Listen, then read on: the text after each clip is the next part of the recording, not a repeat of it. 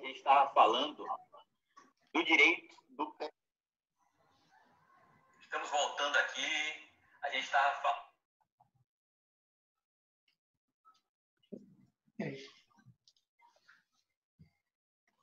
Boa noite, gente. Estamos começando aqui mais um programa da ESA Bahia, colocando o processo em prática. Satisfação estar aqui toda quarta-feira, 18 horas, participando aqui com vocês, tanto no canal do YouTube da OAB da Bahia, como no perfil do Instagram da ESA, Escola Superior de Advocacia da Bahia. Daniel está aguardando, então. Porque na minha tela já começou a transmissão.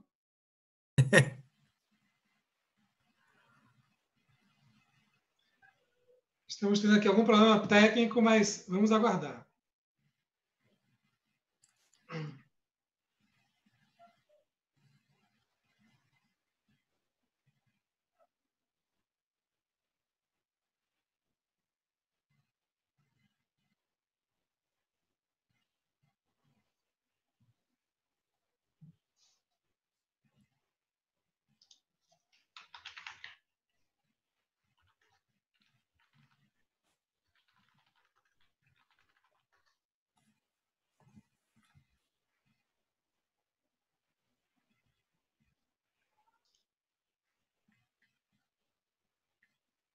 Obrigado. Maravilha. Então vamos recomeçar, né? Quem estava assistindo a gente aí no YouTube, que eu estou vendo que já estava transmitindo, houve aqui uma falha técnica, mas estamos começando agora de verdade, mais um Colocando o Processo em Prática, que é um programa que a gente tem toda quarta-feira, 18 horas, aqui pela Escola Superior de Advocacia da OAB da Bahia, transmitido tanto no perfil da ESA, no Instagram, como transmitido no canal do YouTube da OAB da Bahia. Para quem não sabe, todos esses programas ficam disponíveis no nosso canal do YouTube, lá da OAB da Bahia, e quem quiser pode voltar lá, clicar no link e assistir. Gente, hoje nós temos aqui dois queridos amigos. Eu sempre apresento dessa forma, Carol e Daniel, mas eu sempre falo assim, bom, eu só vou convidar os amigos, efetivamente, né? Que além de serem amigos, eu convido os amigos craques de bola no processo civil. Então, temos aqui, mais uma vez, dois queridos amigos para falar de processo civil. Aproveitar aí que estamos nessa época de isolamento social, a gente tem esses eventos que são realizados online e isso aproxima muito a gente, todo mundo, e isso é bom também para quem está nos assistindo, para quem é da advocacia, para quem é das outras profissões jurídicas, porque a gente tem a chance de trazer, entre aspas, aqui para a Bahia, pessoas de outros lugares que são, assim, têm exposições muito profundas, têm já um renome na área do processo civil. Queria dar as boas-vindas a Daniel Neves e a professora Carolina Zeda. Desculpem eu chamar pelo apelido, que eu não consigo não chamar pelo apelido. E dar as boas-vindas para participarem desse nosso programa, agora no dia 27 de maio. Okay? Daniel Neves vai falar sobre a distribuição do ônus probatório, um assunto muito em voga, muito importante para a advocacia, muito importante para a magistratura, e que muitas vezes define a sorte do processo, porque ali a gente vê quem é que deve provar que fato e como é que o juiz julga caso a prova não tenha sido produzida, como é que se dá a inversão do ônus da prova, a redistribuição do ônus da prova. A gente vai ouvir já Daniel falando sobre tudo isso. E Carol Zeda vai falar sobre pedido de esclarecimentos, que é um tema também que, por incrível que pareça, Carol, quando coloquei esse tema no ar, a gente colocou o card, muita gente me mandou WhatsApp, me mandou mensagem, perguntou assim, mas do que se trata exatamente? E aí eu me toquei que muita gente não conhece sequer o Instituto. Então, é um ótimo momento, uma ótima oportunidade para você apresentar o Instituto para a gente, tá bom? Sem mais delongas, eu já vou passar a palavra para Daniel. Quem tiver comentários para fazer, pode fazer tanto no Instagram, como pode fazer nos nossos, aqui no YouTube. Estou vendo que a galera do YouTube já começou aqui, estou vendo aqui, de Feira de Santana, já está aqui comentando, antes mesmo da explicação de vocês. Vamos lá. Daniel Neves, por favor, palavra com você. Daniel Neves, gente, mestre e doutor pela USP, advogado, tarimbado, professor tem um volume único de processo civil, né, Daniel? Que é Sucesso Total. Tá com você a palavra, jogue duro. Pô, muito obrigado. Obrigado, Adonias, pelo convite. Certamente eu preferi estar aí hoje, nesse momento, em Salvador, principalmente pelo que ocorreria depois, né, do nosso congresso presencial. Poderíamos tomar um chopinho, comer alguma coisinha à beira-mar, mas, infelizmente, diante dessa pandemia, vamos nos virando como podemos, né? Mas, de todas as vezes que tive em Salvador, e não foram poucas, sempre fui tão bem recebido que, mesmo hoje, no ambiente virtual, eu sinto o carinho por ondas telemagnéticas dos nossos colegas e amigos baianos que hoje nos acompanham.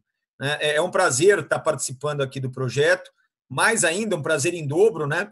Estar com a doutora Carolina Uzeda. Estivemos juntos ontem, né, numa live que, na verdade, me fez muito bem, mas nem tanto, porque tirou um pouco do meu sono, de maneira que eu só fui conseguir dormir lá pela 1h30 da manhã, rascunhando algumas ideias que a doutora Carolina, sem fazer grande alarde, foi soltando como não queria nada e tal, e o negócio acabou explodindo dentro da minha cabeça. Mas foi de fato uma live muito interessante, e certamente a participação dela aqui, falando de algo que é tão atual como é a apelação, né? E gera, quem sabe, tantas polêmicas quanto que é o pedido de esclarecimento, também será muito valoroso para todos nós. O meu tema, né, ele é um tema mais batido, é um tema regulamentado expressamente pelo CPC e por legislação extravagante, mas é um tema, de fato, muito importante, principalmente para o advogado, porque, como o Adonias bem colocou, a questão probatória, muitas vezes, é o que define o destino do processo, né? E nós, que somos advogados, nós temos até uma predileção pela matéria jurídica. E é óbvio, né? E quanto mais você estuda, quanto mais estudioso você mais você tem a predileção pela questão jurídica do que pela questão fática. É natural, né? Porque a questão fática não envolve estudo, a questão fática é o que é, né? E aí você gosta mais da parte do direito. Mas eu devo te avisar, né? Se você ainda não sabe. Se você já sabe, aí você concorda comigo, né? Saber muito do direito é ótimo, mas muitas vezes você pode saber tudo do direito e a questão fática é o que define o destino do seu cliente.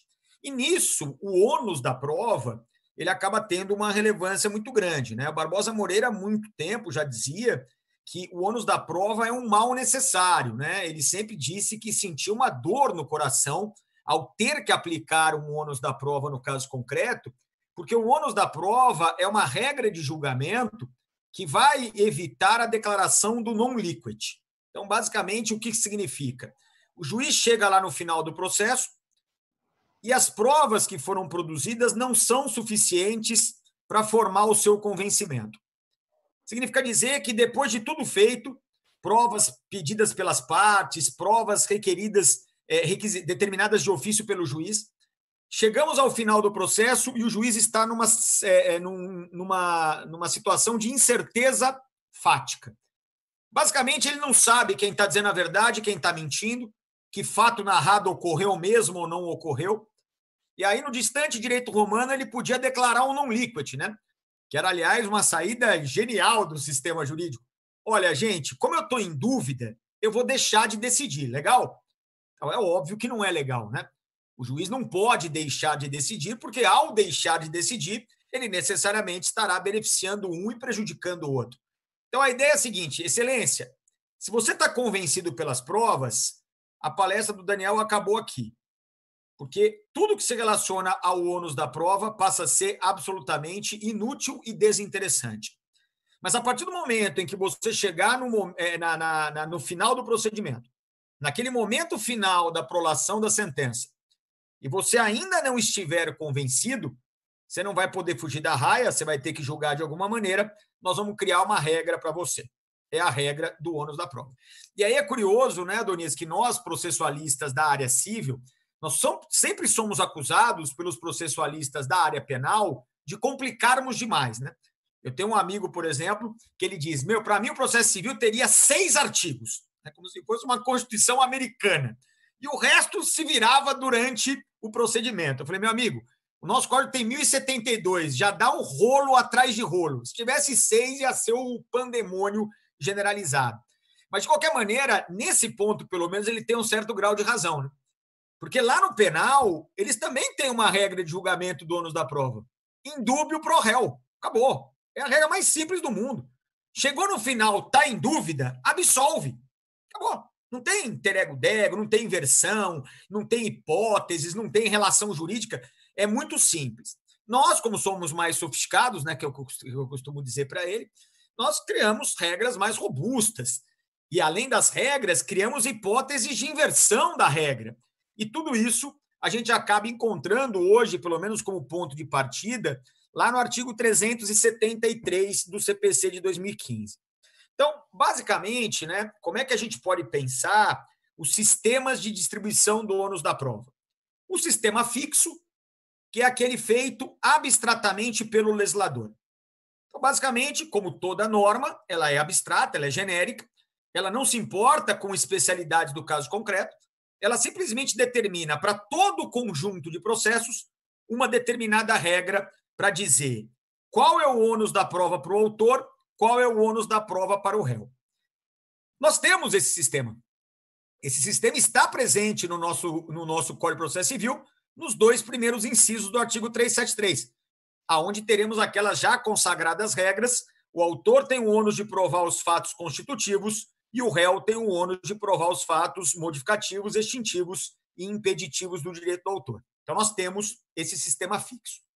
O sistema que se sugere, né, como contraposto ao sistema fixo é o sistema da distribuição dinâmica do ônus da prova. Nesse caso, já não é mais a distribuição do ônus uma incumbência do legislador de forma abstrata. Passa a ser uma incumbência do juiz de forma concreta, justamente tomando como base a singularidade do caso apresentado. E olha, a gente podia aqui, né, falar muito do 373, parágrafo 1º, e fazer comentários mais profundos, mas, assim, na prática, vamos ser bem sinceros, é a velha e boa questão da maior facilidade para produzir a prova. Eu não tenho como explicar melhor para um advogado do que dessa forma. Então, aquela história, meu amigo, você está alegando um fato, o réu está dizendo que ele é mentira, que é uma alegação falsa. Para quem é mais fácil provar? O autor é mais fácil provar que o fato alegado é verdadeiro, ou o réu tem maior facilidade para provar que a alegação do autor é falsa? A depender de onde estiver a maior facilidade de produção de prova, o juiz determinará a produção, o ônus, né, a indicação do ônus da prova para o autor ou para o réu. É óbvio que essa técnica ela pode vir a confirmar a regra legal. Então, eu posso, perceba, mesmo numa distribuição dinâmica, chegar à conclusão de que aquela regra colocada abstratamente é, para o caso concreto, a regra mais adequada.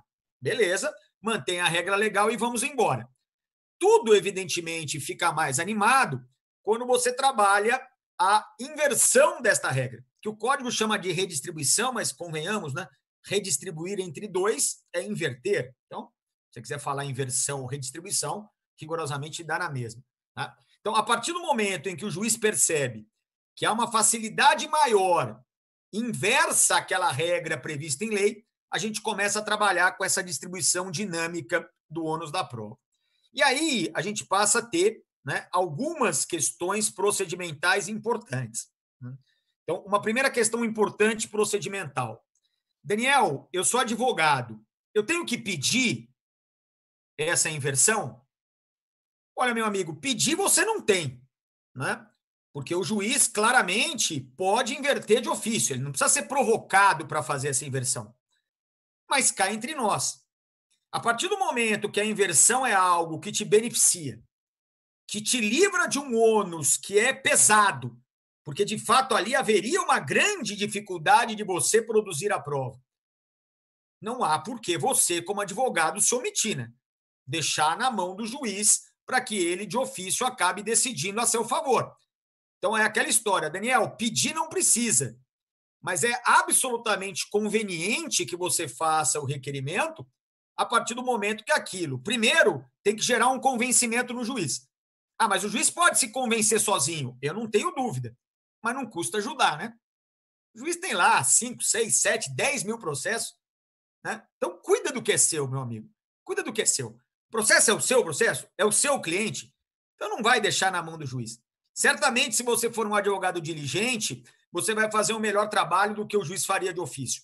Então, vamos alegar sim. Pô, Daniel, e o momento para alegar? Bom, o momento para você, como advogado, alegar está, na verdade, intimamente relacionado com o momento em que o juiz deve decidir sobre essa eventual redistribuição.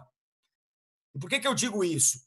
Tem, por exemplo, advogado que já na inicial faz o pedido. Eu acho prematuro.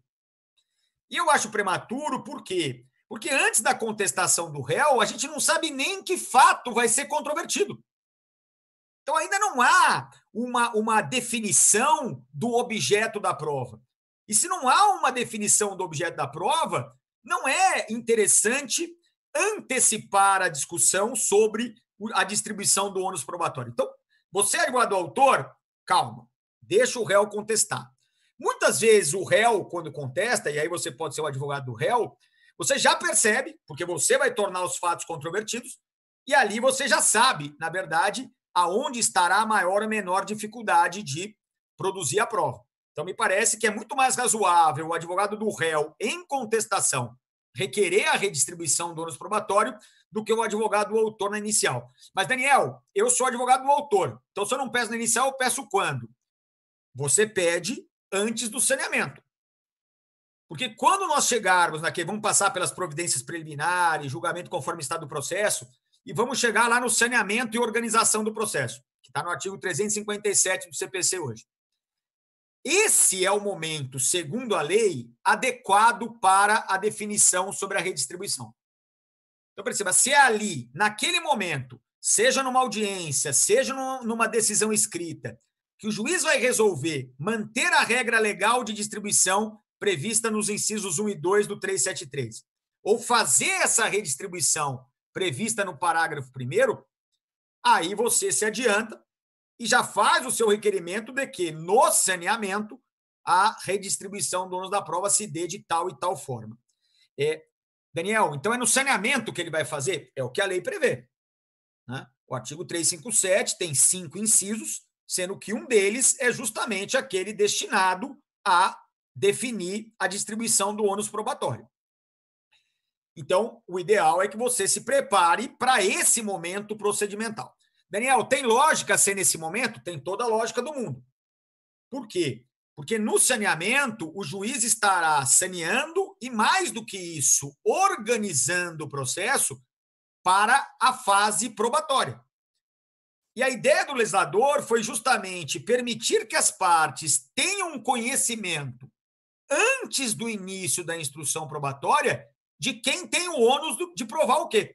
Para quê, Daniel? Para que elas não sejam surpreendidas ao final do processo com uma inversão de ônus da prova sem que lhe seja dado ou que lhe tenha sido dada a oportunidade da produção probatória. Então, basicamente, o juiz chegar e falar, vem aqui, autor e réu, vem aqui. É o seguinte, você, autor, tem que provar que esse fato é verdadeiro. E você, réu, tem que provar que esses 2 fatos que o autor alegou são falsos. Cartas na mesa. Boa sorte aos senhores, vamos à instrução probatória. Perceba que na hora que chegar lá no final e o juiz aplicar a regra conforme ele tinha pré-determinado, ninguém vai poder se dizer surpreso. Ninguém vai poder alegar decisão surpresa, violação ao contraditório, porque as regras do jogo já haviam sido comunicadas previamente às partes no momento do saneamento. Só que tem um porém. Tem um porém. Aliás, tem um porém não, hein? Tem 2 poréns, né? Um porém. Então, o primeiro porém. São 2, começamos pelo primeiro. Primeiro porém, não há preclusão temporal para a inversão do ônus probatório. Para se ter uma ideia do grau da afirmação que eu acabo de fazer, nós presenciamos, ainda que não com muita frequência, inversão de ônus da prova em grau recursal. Numa apelação, é possível que o tribunal determine a inversão do ônus probatório. Então, a verdade é que, mesmo quando ocorre o saneamento do processo, não necessariamente será naquele momento determinados os ônus probatórios. E aí o legislador ele foi muito bem, lá no parágrafo 1º do 373, para dizer o seguinte: no momento em que o juiz inverteu o ônus da prova, ele tem que dar oportunidade para a parte que o recebe desincumbir-se dele. Ou seja, a partir do momento que o ônus passou a ser meu, eu tenho direito a produzir a prova. E essa menção expressa do CPC, ela só tem uma lógica sistêmica se a inversão não tiver ocorrido no saneamento. Porque se a inversão tiver ocorrido no saneamento, o contraditório já estará garantido. Não precisava ter uma previsão dizendo que eu tenho que dar oportunidade para a parte se desincumbir do ônus. Ela já vai ter essa oportunidade durante toda a fase instrutória. Então, me parece que o próprio código ele dá a senha para dizer o momento adequado ou mais adequado é o saneamento. Mas pode acontecer depois. E se acontecer depois, legal, faz parte do jogo. Mas aí você tem que intimar a parte que recebeu o ônus e perguntar para ela: você tem prova para fazer agora que o ônus é seu? E se ela não tiver, ótimo. Julga, dá andamento e boa. Agora, se ela falar eu tenho, aí converte-se julgamentos em diligências, retroage-se procedimentalmente para fazer cumprir o contraditório. Esse é o primeiro porém. Segundo porém, tem procedimento que não tem saneamento. Quem sabe o procedimento mais desprezado doutrinariamente, essa que é a verdade, e não é só doutrinariamente também, não, o judiciário também despreza o nosso glorioso juizado especial, que é uma tristeza ele ser desprezado, né? Porque, em além de ter um volume absurdo de demandas, é uma área da justiça que, quem sabe, funcione para aqueles que mais precisam do Poder Judiciário. Então, na minha percepção, o juizado ele deveria ser endeusado ao invés de desprezado como é. Mas lá no procedimento, que a gente chamava de sumaríssimo, agora o sumário desapareceu, sei lá que nome ficou o procedimento do juizado, mas lá naquele procedimento da 9.099, não há saneamento do processo. Então, lá, mesmo que o juiz queira fazer valer a opção do legislador do 357, ele não vai conseguir. Então, o que acontece lá no juizado, né? A gente tem aquela sessão de conciliação que, assim, eu acho que eu nunca participei de uma dessas com o juiz. Então, é o conciliador, quando tem juiz leigo, alguma coisa que o valha. Não saindo a autocomposição, vai designar a audiência, que geralmente é o primeiro momento que o juiz tem contato com o processo, que é a audiência de instrução e julgamento. E aí, nesse momento, as partes já têm que ter arrolado testemunha, levado testemunha, ou seja, a questão probatória, ela meio que já está previamente decidida nesse momento da audiência para ser resolvida. E aí o juiz vira e fala: olha, gente, eu estou olhando aqui, eu vou inverter o ônus. Ele pode inverter o ônus, Daniel? Ele pode. Até porque provavelmente é o primeiro momento que ele vai ter contato com o processo, efetivamente analisando o processo. Mas aí, esta inversão, nós vamos ter necessariamente que trabalhar com contraditório. Então, ele vai ter que intimar ali na parte, na hora da audiência, falar: ó, você tem prova para produzir que você não produziu? Não, excelência, eu não tenho nada, não. Então, eu vou julgar e está tudo bem. Agora, se a parte disser: poxa, excelência, você não sabe, eu tenho prova para produzir, sim. Eu não produzi porque o ônus não era meu. Então, se o ônus não era meu, que a parte contrária que se dane. Agora, a partir do momento que o ônus é meu, eu quero produzir prova, sim. Então, a gente tem que fazer essas duas considerações. E a minha última consideração, para eu não estourar aqui meu tempo, respeitar aqui as regras, diz respeito ao parágrafo 2º do 373, que é um parágrafo muito feliz, né? Que eu chamo de parágrafo da soma zero, ou parágrafo tá difícil para todo mundo, né? Então, basicamente, o parágrafo diz assim: não cabe a inversão se por meio dela você estiver dando à parte contrária um ônus impossível ou excessivamente difícil dela se desincumbir. Ou seja, basicamente é o seguinte: eu faço uma alegação como autor e coloquei a Carol é minha ré. Então, eu faço uma alegação como autor que é impossível eu provar ser verdadeira ou extremamente difícil. Já estou pensando na inversão. E aí, a Carol vem em contestação, faz a devida impugnação, dizendo, olha, é mentira isso que o Daniel está dizendo. Mas para a Carol, também é excessivamente difícil ou impossível produzir a prova de que eu estou mentindo. Ou seja, soma zero. Está difícil para todo mundo. E aí o legislador, percebendo esse empate na desgraça, ele acaba criando que regra? Olha, se está difícil para todo mundo, mantém a regra estabelecida nos incisos 1º e 2º. Né? É isso que está lá previsto. Bom, isso me chama a atenção por 2 motivos. Primeiro motivo, a gente se acostumou a trabalhar a inversão do ônus da prova na relação consumerista. E cá entre nós, na relação consumerista, nós temos ainda uma ideia de Davi contra Golias. Uma ideia que também eu percebo na justiça trabalhista, e daí porque, para mim, a aproximação de juizado especial e justiça trabalhista ela é bastante significativa, porque muito direito do consumidor acaba sendo lá no juizado. E por que eu estou dizendo isso? Porque a gente percebe, né, na nossa advocacia, que muitas vezes o juiz ele percebe que está difícil para todo mundo. Mas, de um lado, está um coitado do correntista, que não tem um pardal para dar água, e do outro lado está o Santander, que tomou aí uma multa de 3 milhas, não foi isso? Esses dias aí, 3 milhões, sei lá de quanto que ele tomou. E pior que eu advogo do Santander, graças a Deus eu não era o advogado desse processo aí, mas vamos que vamos. E aí, fala, pô, tá difícil para todo mundo, mas certamente está mais difícil para o João do que para o Santander, né? Então vamos inverter o ônus, e mesmo sendo impossível o Santander se desincumbir dele, a gente está meio que fazendo um trabalho social aqui, né? E perceba, eu, claro, não acho que isso esteja certo, né? Há até um precedente muito interessante do Salomão, lá no STJ, em que ele diz, eu não posso aceitar isso, mesmo no direito do consumidor. Porque ele dizia assim, o ônus da prova é uma regra de julgamento e não uma regra de pré-julgamento. Se eu inverto um ônus sabendo que a parte não tem como desincumbir-se dele, eu já estou pré-julgando, e não é para isso que serve a regra do ônus da prova. Mas houve aqui coragem, né, para admitir isso. No dia a dia, é aquela questão, é o Davi, é o Golias, vamos que vamos. Qual o problema? A inversão do ônus da prova ela saiu do direito do consumidor. A inversão do ônus da prova passou a ser aplicável para qualquer tipo de relação jurídica de direito material. Então, agora não há mais somente Davi e Golias. Há o seu João contra a Dona Maria. E a partir desse momento em que as partes acabam se equilibrando economicamente, alguém deve ter feito a pergunta, oi, como é que a gente vai inverter o ônus para o seu João para tutelar a Dona Maria se isso vai predeterminar a derrota do seu João? Não tem nexo. Então, quando a gente saiu do mundo do direito do consumidor, que é um mundo assimétrico, pelo menos em termos econômicos, né?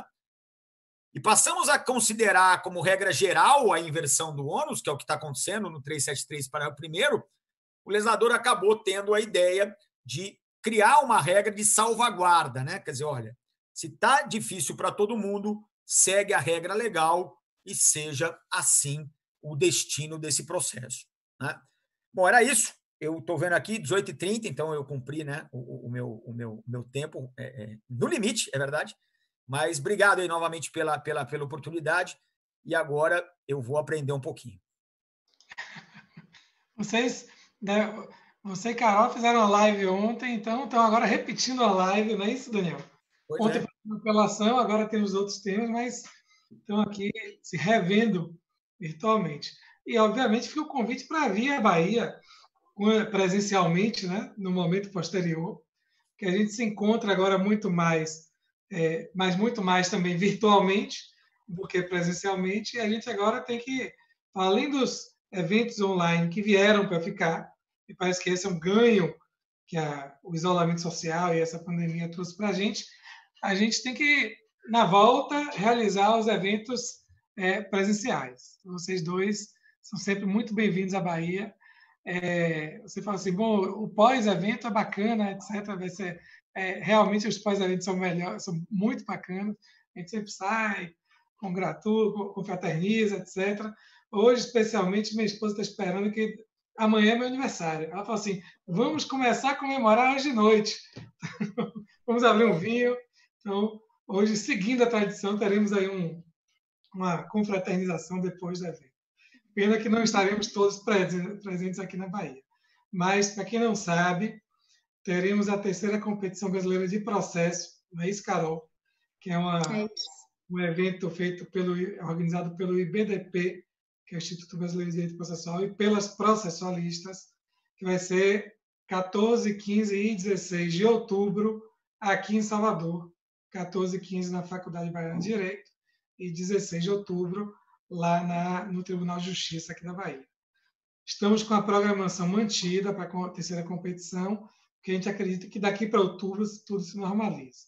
E Carol é uma das mentoras do caso, participativamente das organizações das competições, que já vai ouvir falar. Agora, Daniel, eu tenho aqui uma dúvida que não quer calar, que é a seguinte: as pessoas que estão assistindo sua live lá no seu canal do Instagram veem que durante a live você bebe água, café, chá, o que for, numa caneca, sei lá, num copo da Portuguesa. Isso mesmo? É isso. Explique para a gente aí, antes de mais nada, como foi que você desenvolveu essa...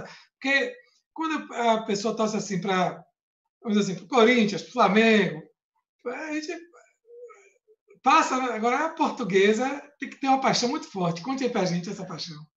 Pois é, na verdade, né, o meu avô, já falecido faz tempo, ele era português, centro transmontano, tinha a Cativa 20 lá no Canindé, era sócio da Portuguesa, Casa de Portugal, sempre, jantar e tal, muito ligado à cultura portuguesa, às tradições portuguesas. Só que isso pulou uma geração. O meu pai não tinha nada disso. Acho que ele se aborreceu tanto como criança, indo nesses eventos, que ele torcia para a Portuguesa, mas ele não gostava muito de futebol, ele zerou isso. Então, quando eu e meu irmão nascemos, o meu irmão ele virou corintiano, que a gente morava em Santa Branca, que é uma cidade do interior de São Paulo, e ele nasceu em 74. E aí tinha um grande amigo do meu pai, que inclusive organizou 2 ônibus de Santa Branca para fazer aquela invasão do Maracanã, naquele jogo Corinthians e Fluminense. E aí ele convenceu meu pai, meu irmão virou corintiano. E eu virei São Paulino, porque eu sou afilhado de batismo do Antônio Cláudio Maris de Oliveira, advogado aqui, criminalista. E ele é São Paulino roxo, conselheiro, já foi candidato a presidente do São Paulo. E aí eu virei São Paulino, né? Meu pai não ligava muito, eu tinha aquele negócio da Portuguesa, segundo time e tal. E aí, quando eu tinha uns 10, 11 anos, um pouco menos que isso, não lembro, o meu avô morreu. E aí, quando meu avô morreu, eu que gostava muito de futebol, ia em jogo da Portuguesa e tal, como segundo time, ele me deixou tudo relacionado a Portugal e a Portuguesa, meio que herança, não tinha nada de valor, mas era uma herança emotiva. Aí, aquilo bateu em mim de um jeito tal, eu falei, aqui São Paulo nada, dei tudo minhas camisas do São Paulo, e aí virei Portuguesa de vez, e aí até hoje eu estou nessa desgraça, esse sofrimento que não para mais. Mas com muito amor, né? Muito amor, né? Muito amor, eu gosto muito. Já fui vice-presidente jurídico da Portuguesa. Já sofri muito. Estou sofrendo ainda. Além Mas de torcedor. Adonias, nós estamos há 2 meses invicto. Acho que fazia muito tempo que isso não acontecia. 2 meses sem perder um jogo. Pô, estou feliz da vida. Coincidentemente, em março e abril, agora, quase 3 meses, né? Março, abril, maio de 2020. Aí, realmente está invicto. Maravilha, Daniel. Estou vendo aqui os comentários da sua palestra. Todos aqui, comentários elogiosos. Tem aqui uma pessoa que eu vou pedir para se identificar, que é Gene Prof 2019. Está no YouTube. Essa pessoa sempre assiste a gente, sempre faz comentários, só que só aparece aqui o nome social das redes sociais, que é Gene Prof 2019. Eu não sei exatamente quem é a pessoa, mas vi aqui Zinobia Brito falando que a palestra foi excelente. Tivemos também aqui presentes conosco, a gente, tem uma galera de Salvador, Feira de Santana, Ilhéus, Ipirá, Aracaju, Rio de Janeiro, tem uma galera aqui do Brasil todo, Rosenilton Oliveira dos Santos, Deni Freitas, Velasco Neto, Igor Valença. O pessoal entra e vai dizendo de onde está. Essa coisa de termos gente assistindo de todos os lugares é muito bacana.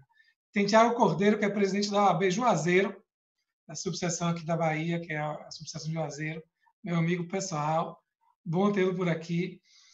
Fabiano Eirado falou que esse tema A distribuição do ônus da prova é um tema muito relevante. E Leonardo Portela fez aqui um elogiaço. Maneira de ensinar espetacular. Parabéns, professor Daniel. E temos uma pergunta aqui de Pétala Salomão, que é o seguinte, me parece que foi pelo Instagram. Me parece, Daniel, que ela perguntou quando você estava falando sobre a distribuição do ônus da prova nos juizados. Mas, assim, mesmo quando a audiência é una, acontece, como é que se dá a distribuição do ônus da prova nos juizados quando a gente só tem uma audiência? Antes de você responder, eu queria comentar uma coisa que me ocorreu durante sua explicação, eu já ia fugindo, eu resgatei aqui.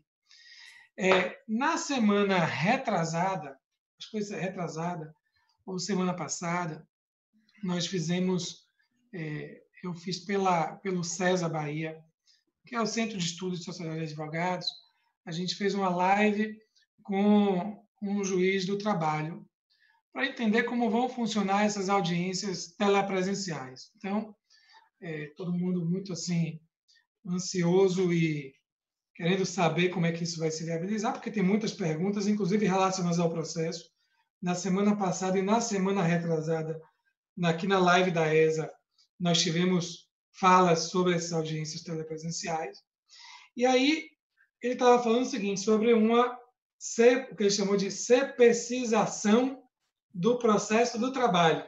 Ou seja, no processo do trabalho, a gente tem a propositura da ação, o réu é citado para comparecer àquela audiência inaugural, que é de uma tentativa de conciliação, e aí ali ele apresenta a defesa. Hoje, com o PJE, ele apresenta a defesa antes, né, até a audiência de conciliação, chega ali na audiência, se não houver acordo, aí remarca-se para uma audiência de instrução. E ele estava dizendo o seguinte, olha, agora está acontecendo uma CPCização do processo do trabalho, porque realizar as audiências se tornou um desafio, inclusive as audiências de tentativa de conciliação. E ele falava assim, veja, uma coisa era a CLT lá de 43, né? Então, na CLT de 43 era difícil você encontrar as pessoas irem até ali, a justiça, etc. Mas hoje em dia não. Então, muitas vezes as pessoas vão até a Justiça do Trabalho, sentam lá para fazer a audiência de conciliação e dizem, não tem acordo. E aí remarca a audiência para a audiência de instrução. E aí ele falando, bom, nessa CPCização a gente está fazendo o quê? Citando o réu para, em 15 dias, contestar e já especificar quais são as provas que quer produzir, qual é a finalidade e se manifestar sobre a distribuição do ônus da prova. Ou seja, veja que a gente está tendo um saneamento do processo, uma organização do processo, já no início do processo trabalhista, nesse novo modelo. Ele cita para se defender e na defesa já apresenta tudo isso. Né? Então, é para evitar exatamente essa coisa da decisão surpresa. Ou seja, você está ali pensando que a distribuição do ônus da prova vai se dar daquela forma que está no 373, e aí lá no final, quando você se dá conta, você é surpreendido. Né? Mas como é que se daria essa redistribuição aí numa audiência una? Pergunta de Pétala Salomão. Na audiência una, eu acho que, na verdade, o problema ele acaba sendo praticamente o mesmo, né? Porque no juizado especial, mesmo quando a audiência não é una, a defesa geralmente é apresentada só na segunda audiência, que é a audiência de instrução, né? Porque aí o interessante, mas aí a gente teria que mudar a sistemática, seria que numa audiência dupla você já exige a contestação na primeira audiência, porque aí já há uma condição de você ver de quem é o ônus probatório e antes da audiência de instrução você conseguiria definir de quem é o ônus probatório. Agora, numa audiência una, é aquela história, né? Você enxuga tanto o procedimento que você não cria momentos para inverter o ônus da prova fora dessa audiência una. Não tem muita saída, né? Então, eu, por exemplo, não consigo imaginar que só com a inicial, eu lembro, né? Estava contando isso outro dia numa live que eu fiz com o senhor Maurício, que é juiz do juizado especial lá de Poços de Caldas, de que aqui em São Paulo teve uma época que o juizado ele te mandava citação assim, dizer assim, se você é pessoa jurídica e há uma relação de consumo, o ônus da prova já está invertido. Era basicamente assim, você que deveria decidir você o que era você como réu, qual a relação jurídica que estava ali, para já se precaver de que o ônus da prova tinha virado seu. Era um modelo que saía na citação, né? Não é o mais adequado, mas cá entre nós, né? Pelo menos evitava lá no final falar em decisão surpresa. Então, quem sabe a alternativa numa audiência una, apesar de não ser o mundo ideal, seria o juiz já na própria inicial, né, com o que ele tem ali, né, já fazer uma inversão do ônus da prova, independentemente da postura que o réu vai adotar nessa audiência una. Às vezes é um trabalho inútil, porque pode até sair um acordo, aí o ônus da prova não interessa, né, mas, de qualquer maneira, seria uma forma de evitar retrocessos. A minha grande preocupação, no final das contas, é que respeitar o contraditório, às vezes, custa caro. Por que custa caro? Porque pode exigir um retrocesso procedimental. E aí a duração razoável do processo vai para o espaço, né? Quer dizer, você inverter... Aí me pergunta, Daniel, o juiz pode inverter o ônus da prova na sentença? Pode, mas isso pode gerar um retrocesso procedimental que não é saudável para fins de duração razoável. Então, o ideal é ele sempre fazer antes para evitar a decisão surpresa. Na audiência una, teria que ser no próprio ato da citação do réu.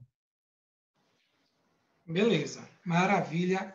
Obrigado por ter aceitado o convite, obrigado por ter vindo à Bahia virtualmente, falando para o Brasil todo, tem gente de Olinda, Pernambuco, tem gente do Rio de Janeiro, o pessoal está aqui aparecendo e dizendo de onde veio. Obrigado, Daniel. Gente, para quem... Daniel tem uma outra live de 19 horas, então ele não vai ter que sair aqui da nossa live. Obrigado mais uma vez e vamos passar a palavra para a professora Carolina Zeda, que tem aqui uma legião de fãs, viu, Carol? Porque é verdade. Já vi protestos assim, ó. A live do Instagram só dura 1 hora, já são 18h40. Professora Carolina Zeda é ótima também, queremos ouvir. Não, mas aí explica que a gente volta, não é? Não foi o que... Agora, pronto. Para É isso. Quem já assistiu a gente em outros programas anteriores, já sabe o seguinte. A gente está passando agora, tanto no Instagram como no YouTube. Quem está assistindo a gente pelo YouTube, a transmissão continua direto e fica disponível no YouTube, não só hoje, mas está lá no canal da OAB. Clica lá em Colocando o Processo em Prática, vocês vão ver todos os nossos programas. Quem está assistindo pelo Instagram, a gente tem aqui a equipe técnica nota 10, 2 craques de bola, João Lima e Daniela Silva, e Mato a Paulo, fazem tudo de transmissão, sabem tudo do assunto. E aí o que acontece com o pessoal do Instagram? É por isso que eu não tenho pressa. Além de ser baiano, soteropolitano e, portanto, a calma da vida. O que Daniela e João fazem? Gente, quem está pelo Instagram, quando a conexão cai, quando dá o tempo, 1 hora exatamente, aí a conexão, o Instagram derruba a nossa live. Só que a próxima live da ESA é só às 20 horas. Eu reservei o horário, Carol. Por quê? Porque aí a gente fica direto, a conexão cai, Daniela e João recolocam a gente no ar. Demora assim 1 minutinho, 2 minutinhos, e aí recoloca a gente no ar. E melhor do que isso, quem está assistindo a gente pelo Instagram não perde nada, porque recoloca a gente no ar do ponto em que a gente parou. Ah, que bom. Tá. A gente não sabia disso no começo. Aí, quando dava 19 horas, a gente parava, ficava aqui silente, ninguém entendia por quê. Aí, depois, Daniela falou, não, podem continuar falando, porque a gente consegue recolocar vocês. Se você falar assim, olha, estou aqui falando sobre o pedido de... Aí, quando reconectar, aparece lá, esclarecimentos, e toca do mesmo ponto. Então, queria deixar claro para quem está assistindo a gente aí pelo Instagram, que caindo a conexão 19 horas, 19h01, 19h02, ela está de volta no ar, podem reconectar.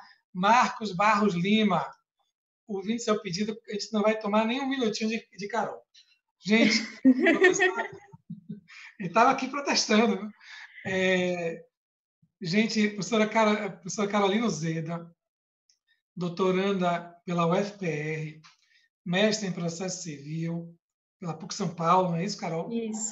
Isso. Professora, advogada e membro das processualistas. Exatamente. Antes de falar, Carol, de pedir esclarecimentos, eu queria que você explicasse para todo mundo quem são as processualistas. Porque essa foi outra pergunta que me foi... Repare, esse card me gerou assim, vários WhatsApp. Adoninha, quem pediu esclarecimentos, a gente precisa aprender isso. Adonias, quem são as processualistas? Então, Carol, tá com você aí. Então, antes até do Daniel ir embora para introduzir o tema das processualistas. Bom, primeiro gostaria de agradecer o convite, claro, preferia 1000 vezes estar presencialmente em Salvador. Não sei se vocês repararam, eu botei o casaco. Aqui em Curitiba tá 10 graus, o que para mim, que vim do Rio, assim, é quase morte. Mas, enfim, estou tremendo, mas estou firme. As processualistas, na verdade, a gente chama processualistas, parece até que tem um erro de português, mas não tem. É uma iniciativa que surgiu à época das jornadas de processo de Porto de Galinhas. Quando começou a ser divulgado o programa das jornadas, a gente percebeu a baixa participação feminina naquelas jornadas especificamente, não fizemos análises das anteriores e tudo mais. Percebemos essa baixa participação feminina e, em contrapartida, quase que simultaneamente foi divulgado um estudo em que ficou demonstrado que mulheres são equivalem a metade dos alunos nos programas de pós-graduação. Então, alguma coisa acontecia entre os bancos dos programas de pós-graduação e os eventos em que as pessoas que saíram ou que sairiam desses bancos dos programas de pós-graduação estariam palestrando. Assim, algo acontece para que as mulheres que estão nos programas de pós, que são ativas nos programas de pós, não virem professoras desses programas e não virem palestrantes em eventos. E a Processualistas surgiu um pouco antes dessa jornada, não só como um ato de protesto, acredito que não foi um ato de protesto, mas foi um ato de reação à baixa participação feminina. Então, nós juntamos, à época, 13, 14 professoras de processo, por aí, e criamos uma coluna para que a gente pudesse divulgar textos de mulheres. E fomos muito criticados porque, teoricamente, a gente estaria segregando os homens que não poderiam publicar, enfim, aí os homens perderiam espaço. Obviamente, não era a intenção partindo de uma percepção, nós somos mulheres e nós percebemos isso, que muitas vezes a mulher, ela, não sei se é uma diferença, enfim, psicológica, ela tem um senso de perfeccionismo um pouco mais apurado, no sentido de que ela nem manda o texto para publicar. Essa é a verdade, assim. Em anos de processualistas, eu acabei chegando a essa conclusão. As mulheres, normalmente, elas não mandam as dissertações para publicação, não mandam as teses, enfim. Ficam sempre querendo melhorar, enquanto a gente vê uma vasta produção masculina e, obviamente, mulheres e homens têm igual capacidade. Obviamente, as revistas fazem aquela análise às cegas, então não há justificativa além do fato de repente, menos mulheres mandarem textos. Então, criamos uma coluna para que apenas mulheres publicassem textos e de forma que a gente pudesse divulgar, enfim, o trabalho dessas meninas. Essa coluna teve uma reação quase que imediata do público, então, antes do primeiro texto do lançamento, a gente conseguiu mais de 3 mil seguidores no Facebook, e a partir daí surgiu, acredito que a ideia da criação do projeto Mulheres no IBDP, que também é um projeto que visa a fomentar a participação de mulheres em eventos de processo, enfim. Surgiu realmente uma preocupação do Instituto Brasileiro de Direito Processual, que, diferentemente de outros institutos acadêmicos, tem clara essa preocupação por uma maior integração feminina nos eventos, tanto é que naquelas jornadas de Porto de Galinhas, a participação feminina cresceu exponencialmente. Então, quando a gente chegou nas jornadas, já tinha muitas mulheres lá. O que tem de diferente hoje das processualistas para o Projeto Mulheres é que nós somos, de fato, um grupo fechado. Então, temos, acho que 17 meninas para exemplificar. Sofia Temer, Fernanda Pantoja, Marcela Koubach, Suzana Cremasco, enfim. Temos todas da mesma geração, Trícia Navarro, e divulgamos textos viabilizamos a competição de processo, ajudamos o IBDP, compartilhamos com o IBDP a organização da competição de processo, e somos um grupo de pesquisa vinculado ao CAPES também. Então, somos oficialmente um grupo de pesquisa, sob a coordenação da professora Janaína Noleto, lá vinculada à universidade dela, e agora temos uma parceria com o professor Daniel Neves, por isso que eu queria aproveitar que ele ainda está presente. Toda terça-feira, a cada terça-feira, uma processualista fará uma live com o professor Daniel Neves, uma processualista desse grupo que é fechado, mas que a gente sempre tem a adesão de novos membros. Da Bahia temos a professora Gabriela Espósito, que entrou nessa última leva, e aí a cada terça temos o projeto lá. Então sigam a Processualistas no Instagram, sigam no Facebook, sigam no Jus Brasil, enfim. A gente tem essa proposta, e aquelas meninas que gostam de escrever, que estão fazendo pós, não precisa nem programa de pós-graduação. Agora, recentemente, nós publicamos um texto de 2 meninas, sendo que uma é mestranda, a outra é recém-formada, e o texto foi um sucesso. Então, quem gosta de escrever, manda texto para a gente revisa também, uma revisão às cegas, e publica com maior prazer e satisfação. Essa a nossa proposta, enfim. Somos um grupo fechado, porém aberto. Assim, nossa ideia é ampliar o grupo de pesquisa, receber alunas de graduação, ainda estamos trabalhando nisso, mas por enquanto temos aí a competição de processo vindo em outubro, que já dá trabalho suficiente, né? Isso. Então, essas são as processualistas. Recebê-los presencialmente aqui em outubro para dar um abraço de verdade, né? Não só um abraço virtual. Que assim seja, né? Bom, gostaria de adiantar também que não pretendo fazer os senhores perderem o sono, como aconteceu com o professor Daniel Neves. Acho que a proposta, pelo menos a minha proposta aqui hoje é outra, e fiquei até feliz, Adonias, de você comentar que muitas pessoas não sabiam o que é o pedido de esclarecimentos, porque a situação ainda é melhor do que eu imaginava, porque poderia ser pior, as pessoas poderiam estar aterrorizadas pelo pedido de esclarecimentos, porque é algo que aterroriza a vida do advogado. A gente pega, e para contextualizar, assim, o Daniel... Já posso entrar no tema? Eu espero o Daniel sair. Como é que a gente... Jogue duro, a palavra está com você, Daniel. Fechou. Quando Fechou, então. Aí, se cancelarem a outra live, fica aqui com a gente. Então, para contextualizar, vocês ouviram que o Daniel mencionou que a decisão que inverte o ônus da prova, ou que redistribui o ônus da prova, ela vai ser tomada, pode ser tomada nessa decisão de saneamento e organização do processo, lá no 357 do Código de Processo Civil. Nessa decisão, o juiz pode e deve efetivamente organizar o processo. Então, ele vai decidir sobre eventual nulidade, ele vai deixar o processo pronto para seguir. Ela é realmente uma decisão que limpa, que organiza, que corrige o processo e que prepara o processo para as próximas fases. E ali ele defere ou indefere provas, ele fixa os pontos controvertidos. É aquela decisão de chamar o feito à ordem, de resolver tudo o que precisa até aquele momento para o processo seguir. Esse saneamento ele pode ser feito de 3 maneiras diferentes, mas acho que a principal na prática que a gente encontra na advocacia, pelo menos na minha advocacia é a mais comum, é o saneamento que o juiz vai lá e prolata essa decisão do artigo 357 e diz, olha, fixa os pontos controvertidos, esse, defiro prova pericial, defiro prova testemunhal, enfim, faz aquilo tudo que cabe a ele fazer, decide com relação à redistribuição do ônus da prova, faz tudo o que precisa fazer naquela decisão. O parágrafo 1º do artigo 357 diz o seguinte: dessa decisão do juiz, as partes em 5 dias podem pedir ajustes ou esclarecimentos para o juiz, prazo após o qual a decisão se tornará estável.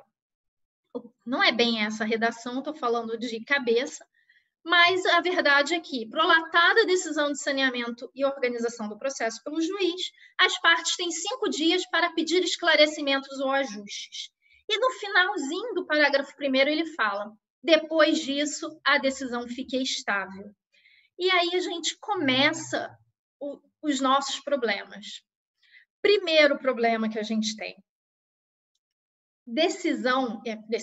pedido de organização, pedido de esclarecimentos e ajustes na decisão não equivale a recurso. Não é recurso, ele é outra coisa. Ele é um outro tipo de manifestação. Ele não é embargos de declaração também. Por que ele não é? Vejam, em embargos de declaração, eu posso pedir ao juiz para corrigir obscuridade, contradição, omissão ou erro material. O pedido de ajustes e esclarecimentos, como diz, inclusive, o professor Eduardo Talamini, ele é muito mais amplo. Eu posso fazer, a bem da verdade, o que eu quiser. O que eu quiser, fazendo o quê?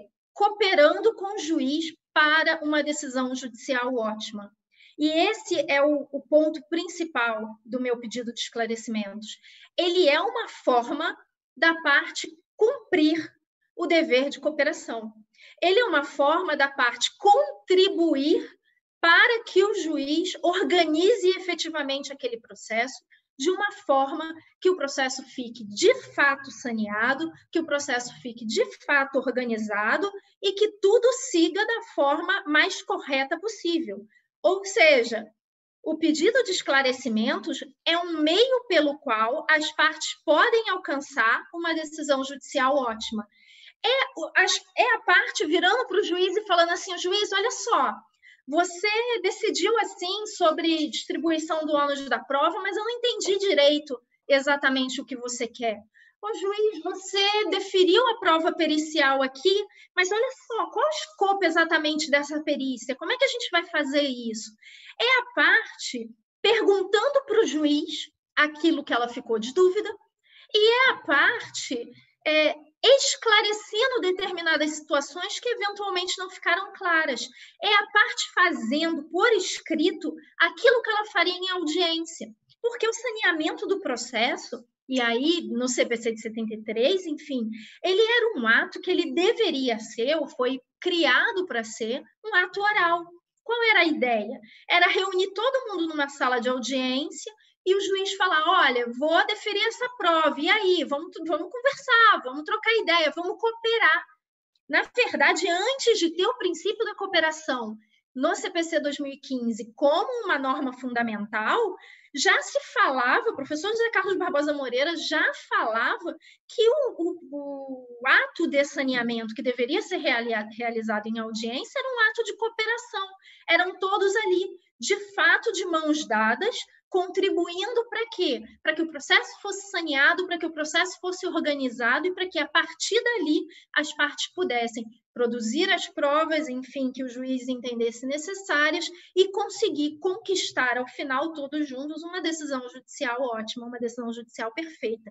Então, a gente tem que enxergar o pedido de esclarecimentos, e aí pensando numa perspectiva de advogado, e é assim que eu trabalho, assim que eu oriento quem trabalha comigo a fazer, não como um recurso. Você não está impugnando a decisão do juiz, você não está reclamando do juiz, falando: olha, juiz, você foi contraditório aqui, não gostei.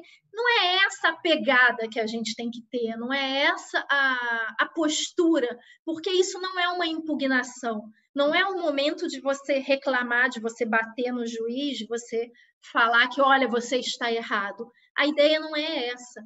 Essa é uma petição que é uma petição feita em cooperação. Nós estamos juntos com o juiz, de mãos dadas, tentando esclarecer algum detalhe daquela decisão que não ficou bem esclarecido, tentando ajustar aquela decisão de forma que ela seja corrigida. E vejam que o escopo é tão mais amplo que, pensem só, se a decisão estiver errada, efetivamente errada,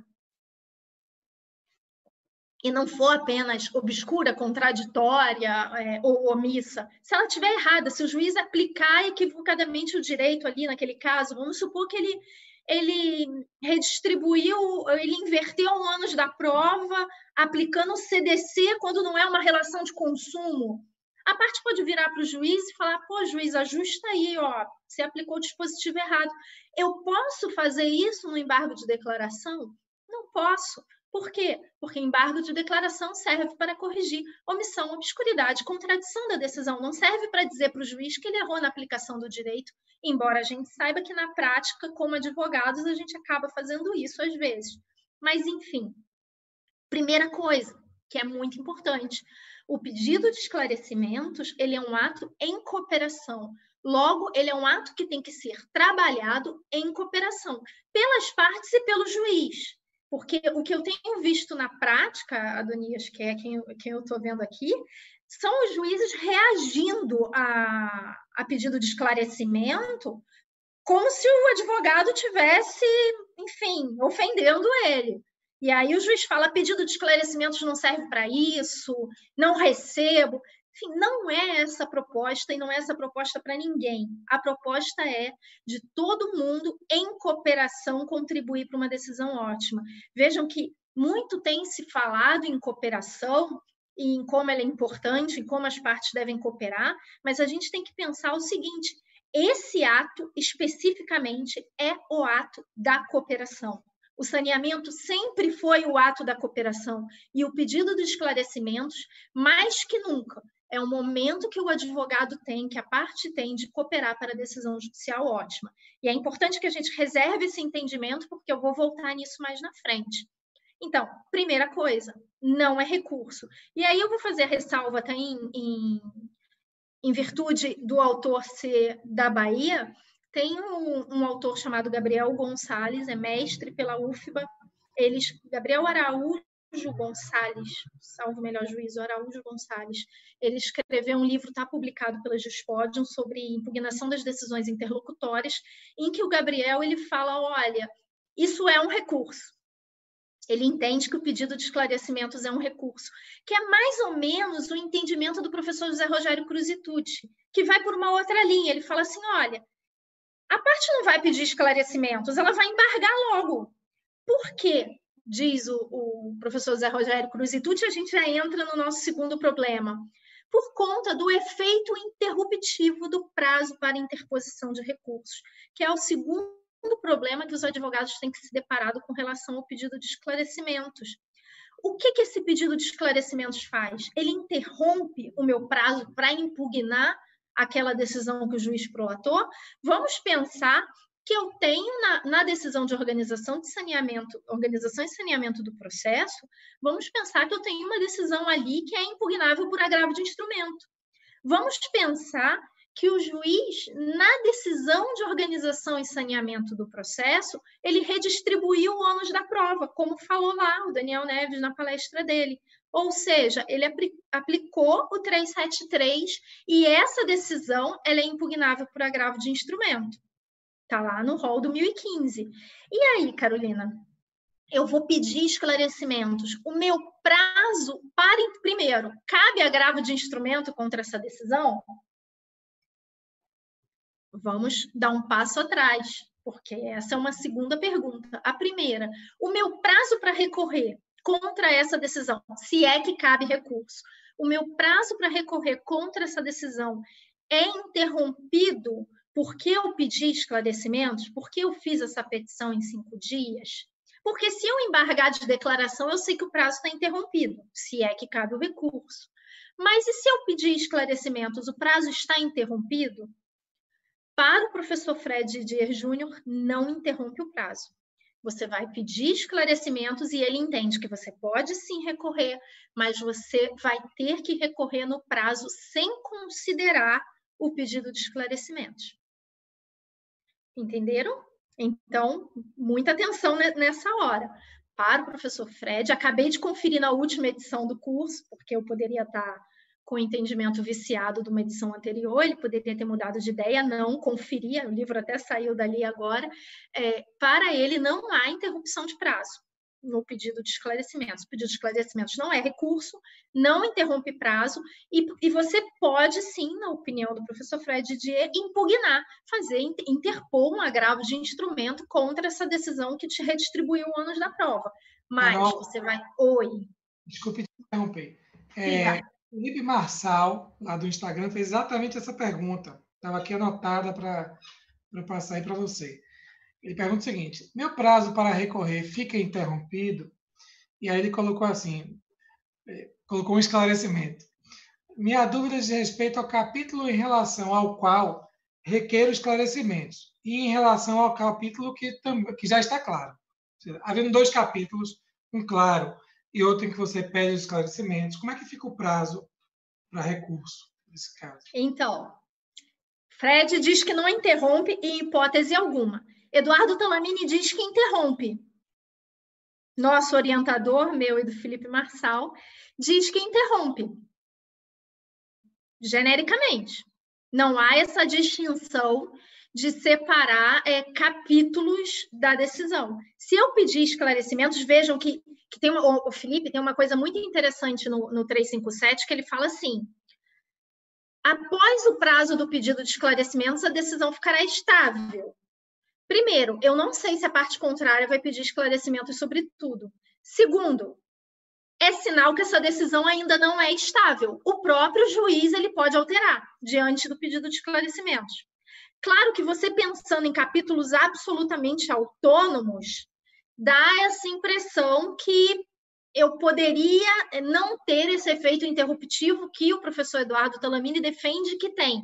Lembrando, Fred diz que não tem. O professor Eduardo Talamini diz que a interrupção do prazo, apesar de o pedido de esclarecimentos também não ser recurso, e apesar de, mesmo assim, ele interrompeu o prazo. Ele não faz essa distinção em capítulos, e eu acho que essa distinção não pode ser feita mesmo, porque como o pedido de esclarecimentos é um ato em cooperação, primeiro, a outra parte pode pedir esclarecimentos também, então eu fico naquela situação de que não sei exatamente qual vai ser o escopo daquela decisão, e segundo, dependendo da situação, o próprio juiz pode modificar a decisão dele, claro, justificadamente, óbvio, porque, enfim, ele não pode simplesmente mudar de ideia porque mudou de ideia, mas o fato é que aquela decisão ainda não está estável, logo ela pode ser alterada se houver pedido de esclarecimentos. Então, se a gente considera que há interrupção do prazo,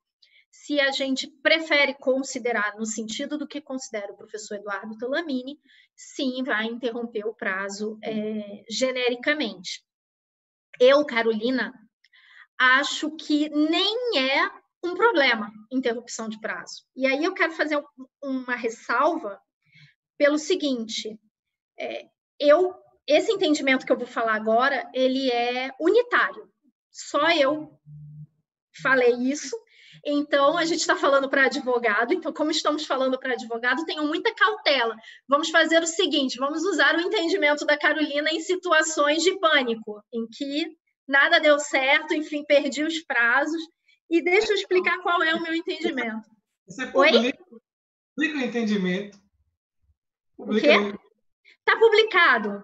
Pronto. Então, diz onde você publicou, que aí vira referência bibliográfica. O pessoal coloca nas petições.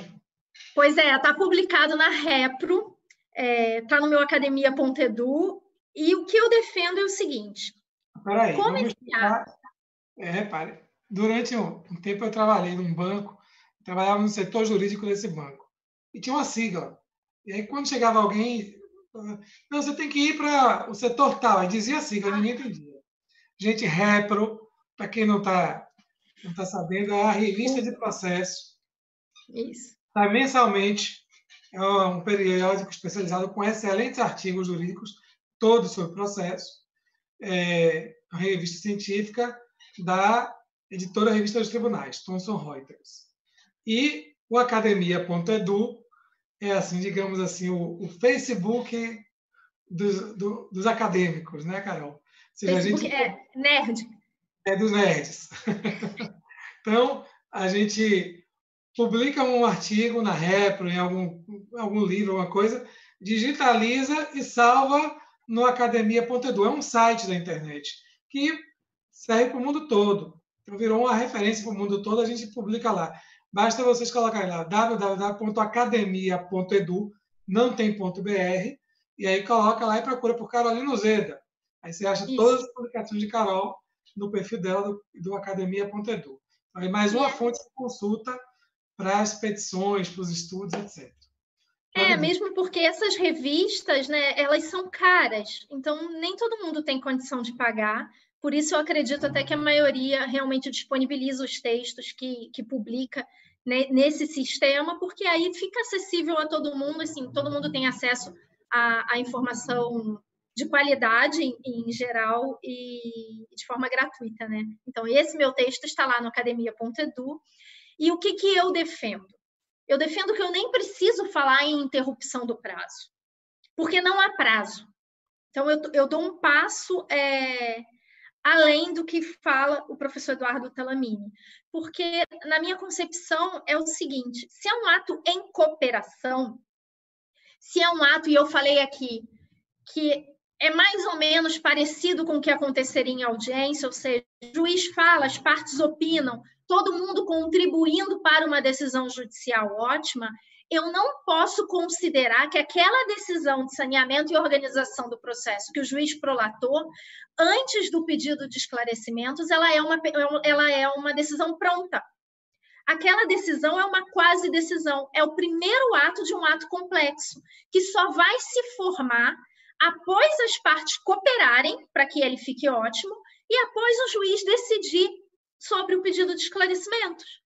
Então, eu tenho ali um conjunto de 3 atos, ou 4, ou 5, ou 6, enfim, eu não sei quantas partes tem nesse processo, em homenagem à professora Sofia Temer, que também é uma processualista e publicou uma tese sobre sujeitos no processo, justamente trabalhando essa possível pluralidade de partes, enfim, quantos pedirem esclarecimentos, e depois a decisão dos esclarecimentos, aí sim eu tenho o ato de saneamento e organização do processo como um ato complexo, e aí sim começa o meu prazo para interpor recurso. Então, eu não falo em interrupção do prazo para recurso, eu falo em início do prazo para recurso após o julgamento do pedido de esclarecimentos. E porque eu fiz toda aquela ressalva antes sobre falar, estou falando para advogados, tomem cuidado com o que eu vou dizer, porque, obviamente, se vocês seguirem a Carolina, achando que não começou o prazo para recurso, e se o desembargador seguir o Fred Dias Júnior,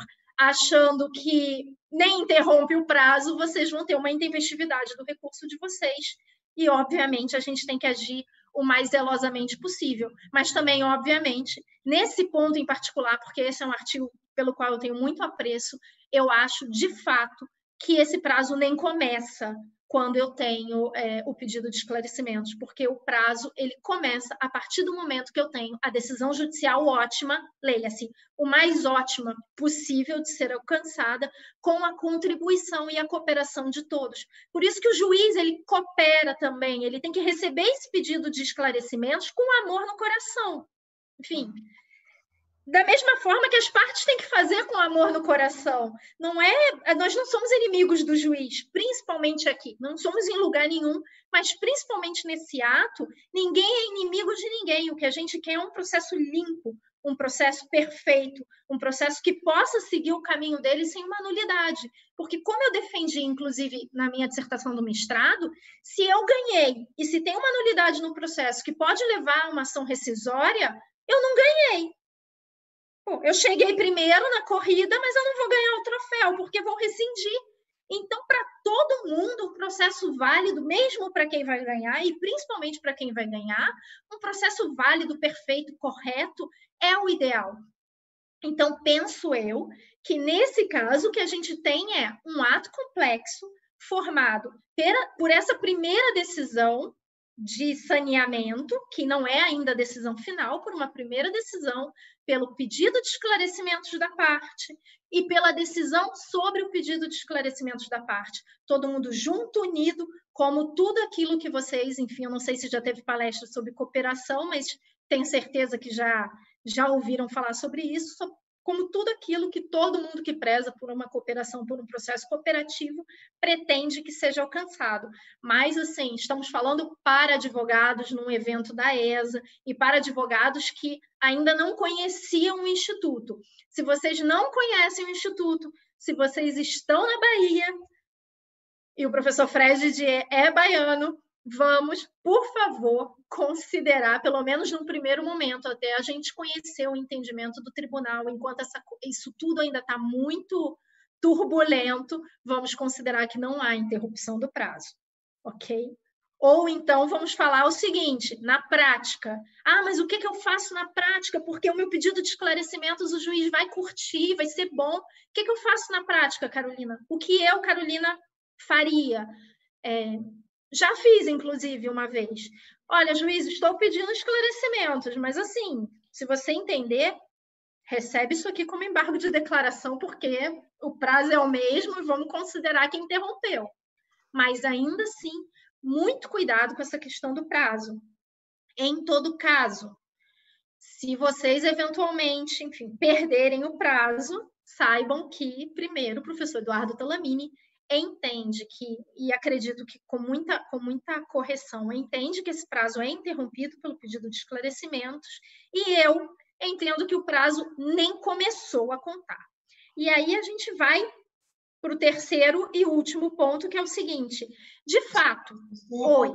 Agora, Carol. Oi? Isso que eu ia pontuar, porque na realidade você falou assim, aqui nós somos todos zelosos e vamos ter uma interpretação assim, mais conservadora no exercício da profissão, pelo menos enquanto o assunto não se sedimenta, né? Porque depois que se sedimentar de uma forma ou de outra, já há um grau de segurança maior. Mas também tem essa eventual possibilidade da pessoa ter perdido o suposto prazo, e aí ela fala, bom, e aí, perdi o prazo? Né? E aí tem Talamini, tem Carol... Saída. Exatamente. Tem saída, né? O que me preocupa muito, Adonias, e aí, principalmente em eventos para advogados, de repente a gente fala uma coisa e assim, as pessoas tomam como verdade absoluta e assim, Deus me livre de fazer alguém perder prazo. Não quero fazer ninguém perder prazo, por favor. É o disclaimer, é aquele... Não faça isso em casa. Eu estou falando isso, eu acredito realmente no que eu estou falando. Não está errado, eu estou certa, eu acredito no que eu estou falando, mas cuidado, porque nem nos meus casos eu sigo isso de não vou fazer nada e vamos ver o que acontece. Não, porque a gente sabe que a situação está muito complexa. E outra coisa que eu falo muito sobre pedido de esclarecimentos e que eu achei que era importante trazer isso pelo seguinte, a gente tem hoje vamos pegar, eu peguei os 5 autores que mais vendem curso, manual, enfim, e cada um fala uma coisa diferente sobre o assunto. Então, me preocupa muito os advogados não terem essa informação, porque nem todo mundo tem condição de comprar um livro de cada. Vou ter um livro do Fred, o curso do Fred, o curso do Eduardo Talamini, o curso do Cássio Carpinella Bueno, nem todo mundo tem grana para isso. A gente sabe qual é a realidade da advocacia. E aí você segue um autor e vai chegar no tribunal, o tribunal segue o outro, então você pode ter realmente um problema. Então, trouxe aqui o quê? A visão mais conservadora, que é a do professor Fred, no sentido de que não há interrupção de prazo. E vou trazer agora, na sequência, para encerrar, a visão mais conservadora, que é a minha, inclusive, também, sobre o cabimento de recurso quando a parte não pede esclarecimentos. Vejam, é possível a parte recorrer. É possível, claro, que contra a decisão de saneamento e organização ela pode recorrer. Qual é o problema? O problema é o seguinte, olha, eu sou juiz. Eu prolatei a decisão ali que, na opinião da Carolina, é aquela primeira decisão de um ato complexo de saneamento e organização do processo. Eu viro para a parte e falo, parte, vem cooperar comigo. Vamos juntos, de mãos dadas, contribuir para uma decisão judicial ótima. O que você achou da minha decisão? Tem alguma coisa que você quer que eu conserte? Isso é a decisão de saneamento e organização do processo. É isso que ela faz, lá do 357. Aí a parte recebe esse convite, que é um convite previsto no 357, parágrafo 1º, e fala, tô nem aí, não vou pedir esclarecimento nem ajuste. Não vou falar para o juiz que eu não concordo. Não quero cooperar, não gosto dele. Não estou afim de cooperar. Não vou. Posso contribuir, mas não estou afim, não vou. E não contribui, e não pede esclarecimentos, e não pede ajustes dessa decisão, não pede a correção da decisão. Aí vai lá e recorre. Poxa, não, né? Nesse ponto, o professor Cássio Carpinella Bueno fala o seguinte, olha, Se você não pediu esclarecimentos, você não tem interesse recursal para impugnar essa decisão. E por que não tem interesse recursal? Porque, meu amigo, você tinha um jeito mais simples para resolver esse problema e você não quis resolver. Você ficou de birra com o juiz e não pediu esclarecimentos e não quis resolver o problema, veio aqui e recorreu. Então, se você não pede esclarecimentos, você não pode recorrer. E aí eu faço uma ressalva com relação a esse entendimento do professor Cássio Capinella. E uma ressalva que está de acordo com o que eu defendo no meu livro. Eu não posso falar genericamente que alguém não tem interesse recursal. Claro que eu concordo com o professor Cássio Carpinella Bueno quando fala que, olha, você não quis ajudar, agora você vem querer recorrer, por quê? Falta você interesse e necessidade. Você tinha um meio mais barato, mais simples, mais rápido de resolver esse problema e você simplesmente não quis resolver. O raciocínio dele é perfeito. Qual é o problema? Eu não gosto, e não é isso que eu defendo no meu livro, eu não gosto de falar genericamente que alguém não tem interesse, porque cada caso é um caso. Eu posso ter uma situação no processo que identifique para a parte que não vai fazer a menor diferença ela pedir esclarecimentos. A parte já sabe que não vai adiantar de nada, porque o juiz já enfrentou aquela matéria e afastou. Nesse caso, penso que é possível a interposição do recurso, sim, mas é aquilo. Eu, como advogada, primeiro, sempre vou pedir esclarecimentos, enfim, por uma questão de segurança. Segundo, se acontecer de eu não pedir esclarecimentos e quiser impugnar a decisão de saneamento e organização do processo, eu vou explicar por que eu não pedi esclarecimentos. Para quê? Para demonstrar a existência do meu interesse recursal. Caso contrário, parece que eu estou só querendo reclamar. Porque, veja, o sistema me deu a possibilidade de cooperar. Eu não quis cooperar, eu abri mão dessa oportunidade. Então, não vem você querer reclamar de uma coisa que você contribuiu para que ficasse daquela maneira. Porque a partir do momento que você se omite, quando você pode falar, quando você deve falar, a partir do momento que você se omite, sim, você está contribuindo para que aquela decisão não seja boa, tão boa quanto ela poderia ser.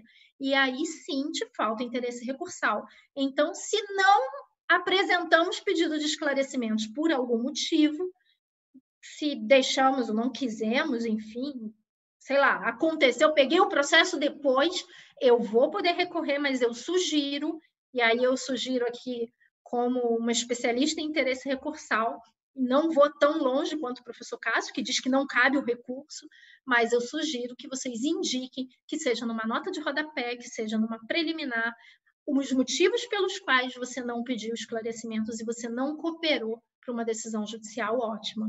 Bom, acho que fechou meu tempo. É isso. A gente está tendo um debate aqui no Instagram, viu? É? Que o pessoal está aqui debatendo mesmo. Gente, eu não consigo ver. Abre aí o Instagram da ESA. Agora você vai ver, não consegue mais ver retroativamente. Né? Porque eu vou entrar agora. Isso. Mas deixa eu lhe falar que tá rolando um debate aqui, viu? Não está aparecendo para mim ao vivo agora. Iniciar. Não está não?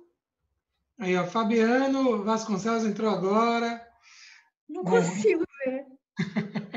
Aí online. Eu vi aqui, ó, Ana Vuono. Oi. Assim, perfeito. Você conhece? Vuono, é? Fala. Não. Qual o nome? O nome aqui no Instagram é Ana Vuono. Comentou assim, perfeito, ato complexo, em busca da melhor decisão de mérito. Isso. E ela diz que fez exatamente isso que você falou. Ela apresentou pedido de esclarecimentos e também opôs os embargos, me parece que embargos de declaração, né? Ou seja, adotando aquela posição mais conservadora, né? Para não correr risco. E aí, Marcos Barros Lima perguntou aqui, bom, e quando a parte faz o pedido de ajustes e esclarecimentos e o juiz não despacha? Aí depois ele apresentou uma outra pergunta. Mas pode ser dada uma decisão cujo objeto não se enquadra no rol do 1015. Aí que começou o debate. Porque aí Felipe Marçal disse assim, não, mas aí você tem que aguardar a sentença e a apelação, e aí o debate começou a rolar aqui no Instagram, e pelo jeito... A apelação não tem... Quando a decisão não está no rol do 1015, primeiro, tem que pedir esclarecimentos, sim, mas você não tem o problema do prazo. Então, toda essa preocupação, se interrompe, não interrompe, e ela é indiferente. Se é ato complexo ou se não é, e eu acho que é, e eu tenho razão, com a devida vênia, é o meu orientador e é o professor Fred J, todos os outros do mundo, né? Porque, enfim... esse problema, quando a decisão é recorrível na apelação, ele não é um problema, porque, enfim, o seu prazo vai começar só lá depois que tiver a sentença. Então, essa interrupção ou não do prazo ela é mais tranquila. Mas o que é importante é que, sim, se faça o pedido de esclarecimentos, porque a chance que você tem para cooperar, mas, é claro, assim, com a posição mais cautelosa possível, quando a decisão for agravável. Porque, sendo agravável, a gente entra nessa complexidade toda. Eu fiquei sabendo que, recentemente, não lembro nem quem me contou, algum amigo me ligou e falou, o que você defende naquele artigo? Na hora do desespero, né? Perde prazo, aí, o que você defende naquele artigo? Enfim, e a questão era a seguinte, a parte pediu esclarecimentos, o juiz decidiu sobre o pedido de esclarecimentos, a parte interpôs um embargo de declaração. E o juiz decidiu que o embargo de declaração era intempestivo. Sim. A decisão está errada em todos os sentidos, porque ele poderia dizer até que não cabe embargo de declaração, que também estaria errado também. Mas dizer que o embargo de declaração é intempestivo, quando não era, quando foi feito em 5 dias após a decisão. Enfim... Mas aí, na hora do desespero, Carolina, o que você defende lá? O negócio do ato complexo, que o prazo nem começou. Aí, sim, para mim, a partir do momento que você tem a decisão, que o juiz julga o pedido de esclarecimentos, começa o meu prazo, claro, para interpor embargo de declaração, se for o caso, ou para opor, como queiram, embargo de declaração, se for o caso, o agravo de instrumento, se for o caso, ou então eu vou aguardar lá na forma do artigo 1009, parágrafo 1º, 2º, para impugnar as decisões em sede de apelação. Felipe Marçal concordou com está aqui, exato, é isso mesmo. Tá vendo? Eu não consegui achar a ESA aqui no meu Insta. É ESA_BA. E aí, Marcos... achei. Marco Barros Lima, desculpe, Marco. Eu estava aqui te chamando de Marcos, é Marco. Meu pai também se chama Marco. E não gosta quando o pessoal fala assim, Marcos. Ele fala, não, é Marco. Marco comentou aqui, Marco Barros, Fred tem que ser estagiário de Carol. Quer ser estagiário? Ai, gente, não fala isso não, pelo amor de Deus. Comentário dele. Não fala isso não. Rosemary Delícia. Fred é nosso mestre. Não. Aí, queria... temos mais perguntas aqui, Carol. Você tem tempo ainda? Porque se tiver, a gente continua aqui. Ó. Eu tenho um bocado... Fabiana Irado, de Brasília. Aqui não se pergunta. Islan Fabiola, de BH. Pétala Salomão, do Rio. Leonardo Portela, de Olinda. Vamos até umas 7h40, dá para ser? Pintou um agravo de instrumento para fazer aqui agora, mas até umas 7h40, 7h45 dá para ir. A próxima live da ESA é só 8 horas, então a gente pode ficar aqui. Ângela Fernandes do Rio, Lorena aqui de Salvador, Alexandre Bartilotti, professor de Pernambuco, de Recife, todo mundo assistindo, Mirela Masson, de Juiz de Fora, Minas Gerais, Zenóbia, de Itaberaba. Zenóbia, toda vez que eu tenho casa em Mucugê, toda vez que eu vou para Mucugê, eu passo necessariamente em Itaberaba. Tem excelentes abacaxis lá, viu? Andressa Cunha, de Roraima, Elba Teixeira, de Salvador, Antônio Araponga, de Piauí. Vejam que a gente está sendo assistido pelo Brasil. Está aqui do Marco, e quando o juiz nem despacha, aí... Era a pergunta anterior dele. Mas já tem outra pergunta também, para você já ficar sabendo. Marcelo perguntou assim, lá no YouTube. Professora, boa noite. Você entende que todas as matérias embargáveis são passíveis de ser veiculadas por pedidos de esclarecimentos? Essa pergunta dele. Eu não te ouvi, Adonias. Tem como Diz repetir? assim: você entende que todas as matérias embargáveis são passíveis de ser veiculadas por pedidos de esclarecimentos? E ele completou agora aqui, mais especificamente, no caso da mais especificamente no caso da omissão, esclarece-se ou ajusta-se algo não decidido? Eu acho que, na verdade, o pedido de esclarecimentos ele abrange tudo aquilo que eu poderia alegar em embargo de declaração. Ele é realmente uma relação de continência. Ele é muito mais. É ajustar. O juiz, você não decidiu isso aqui que você deveria ter decidido. Ajusta aí, por favor, para decidir o que não está aqui. Eu não preciso, eu posso, penso eu, aí pensa também o professor Eduardo Talamini, que ele é muito mais amplo, enfim, eu posso fazer aquilo que eu faria com embargo de declaração e outras coisas mais, como inclusive pedir a correção da decisão mesmo. Maravilha. E a pergunta de Marcos: e se o juiz não despachar? Aí é o problema quando o juiz não despacha sempre, né? Há aquela discussão sobre caber embargo de declaração contra omissão do juiz, enfim.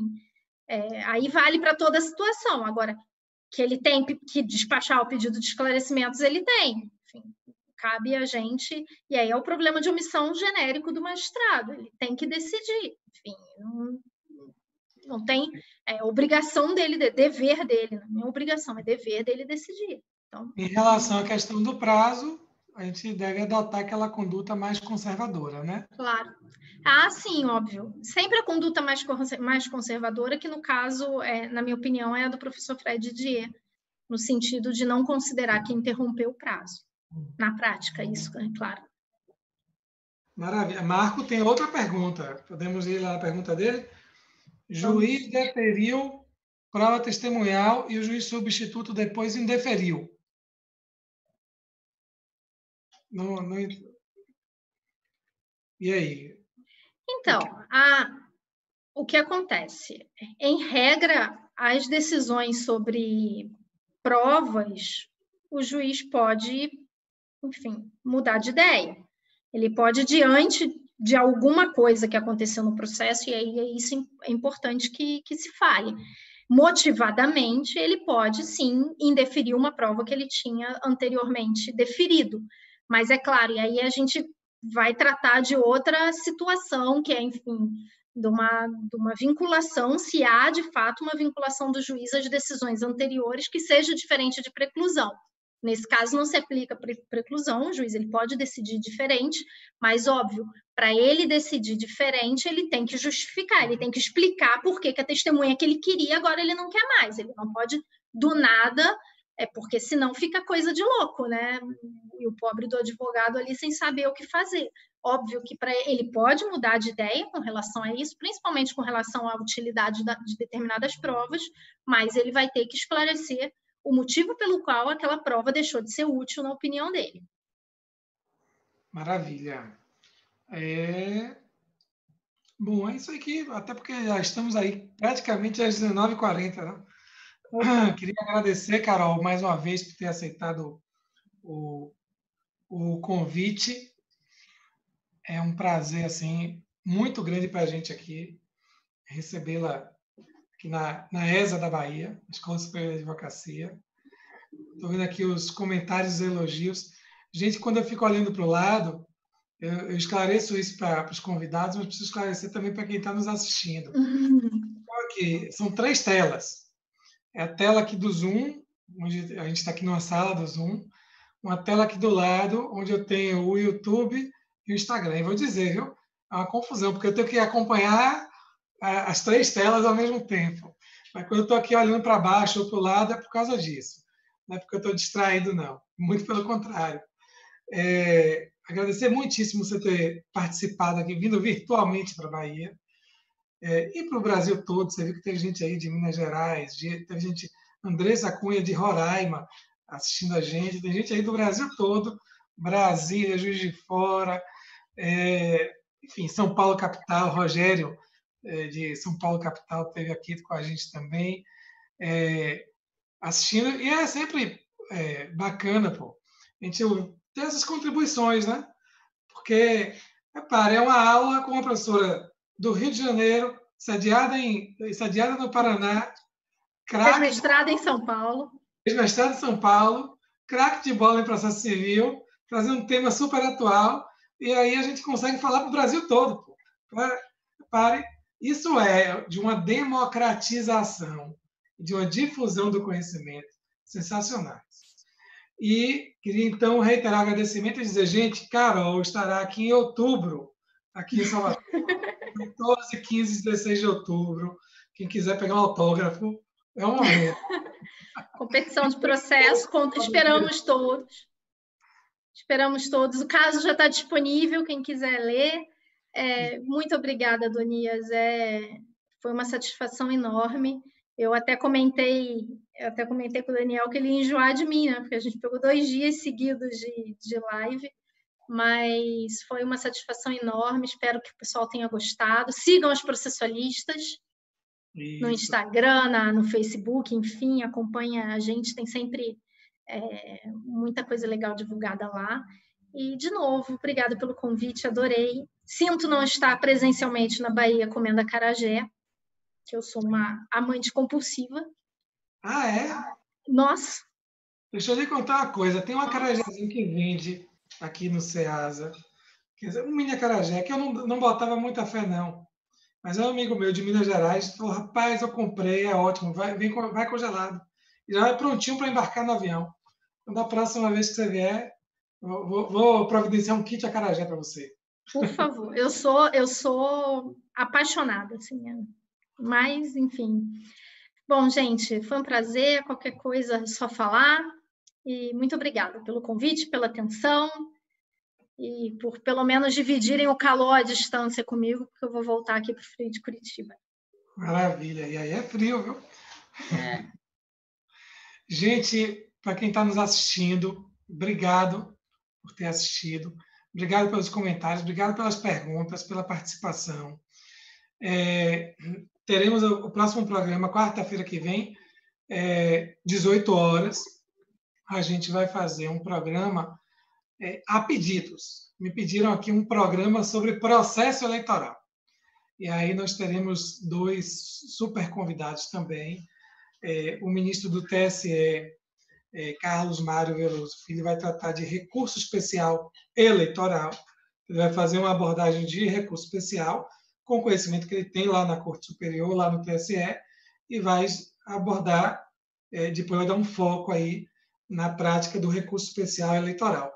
Até porque, vejam, a gente está entrando agora na época das eleições municipais, então a galera do eleitoral pediu, me mandou a mensagem. Aliás, quem quiser pedir, quem quiser sugerir pedir tema, pode mandar mensagem ou pelo WhatsApp, ou pode mandar mensagem pela ESA da Bahia, ou pode mandar mensagem pelo meu Instagram, que é Antônio Adonias Bastos. Agora, se forem mandar mensagem pelo Instagram, eu só peço uma coisa, peçam uma amizade também, porque eu descobri outro dia, Carol, não sei se você sabe disso, que quando a pessoa não é nosso amigo no Instagram e manda uma mensagem no privado, né? Aí a mensagem não aparece imediatamente para a gente. Ela vai para outro lugar. Vai para um lugar lá, assim, solicitações pendentes. Isso é. E eu não sabia disso. E aí alguém me mandou, uma pessoa me mandou uma mensagem pedindo um tema para esse programa aqui, né? Aí eu falei, aí eu não vi. Aí a pessoa mandou 2, 3, 4. Aí daqui a pouco eu vi lá assim, solicitações pendentes, umas 10 mensagens assim, e eu falei, o que é isso aqui? Aí quando eu cliquei, aí eu vi que era uma mensagem de uma pessoa que não estava, não tinha me adicionado, e aí a mensagem não aparecia para mim. E aí eu li a mensagem e tudo mais. Eu acho, Adonias, que é mais. Eu acho que você, para vir direto para você, você tem que seguir a pessoa de volta. Então, mas aí, se a pessoa você quiser, tem que... pronto, ela pede para me seguir, eu peço para segui-la de volta. Você segue de volta, aí vai direto. A mensagem vem direto. Então, quem quiser, esse tema que a gente vai ter na semana que vem é sobre processo civil e direito eleitoral. A gente vai ter o ministro Carlos Mário Veloso Filho, lá do TSE, falando sobre recurso especial eleitoral, e o nosso vice-presidente nacional da OAB, Luiz Viana Queiroz, tratando sobre tipicidade tipicidade das ações eleitorais. Okay? É um programa de processo civil voltado para o processo eleitoral. E quem quiser propor tema, manda mensagem para ela, manda mensagem no WhatsApp ou pode me mandar mensagem no Instagram. Antônio Adonias Bastos, pede amizade que eu retribuo e que a gente lê as mensagens. Eu fiquei tão angustiado quando eu soube que eu não estava lendo a mensagem da pessoa. Mas é isso aí. Obrigado a todos. Queria agradecer, como sempre. Diga. Boa noite, só. Boa noite. Até a próxima. Queria agradecer, como eu sempre faço, a nosso presidente aqui da OAB da Bahia e toda a sua diretoria, Fabrício Castro Oliveira, Ana Patrícia, Marilda, Maurício Li e Hermes Larião. Queria agradecer também a nossa diretora-geral da ESA Bahia, Thaís, sem o apoio e a realização de vocês, diretoria da OAB e de Thaís Bandeira aí pela diretoria da ESA, esse programa não seria possível. Queria agradecer Daniela Silva, João Lima, estão sempre aqui nos nossos bastidores, cuidando da parte técnica e tornando o nosso programa viável, factível. Gente, próxima quarta-feira, 18 horas, a gente se vê em mais uma edição do Colocando o Processo em Prática. Obrigado pela audiência de todos. Obrigado, Carol. Beijo grande, abraço grande para todos.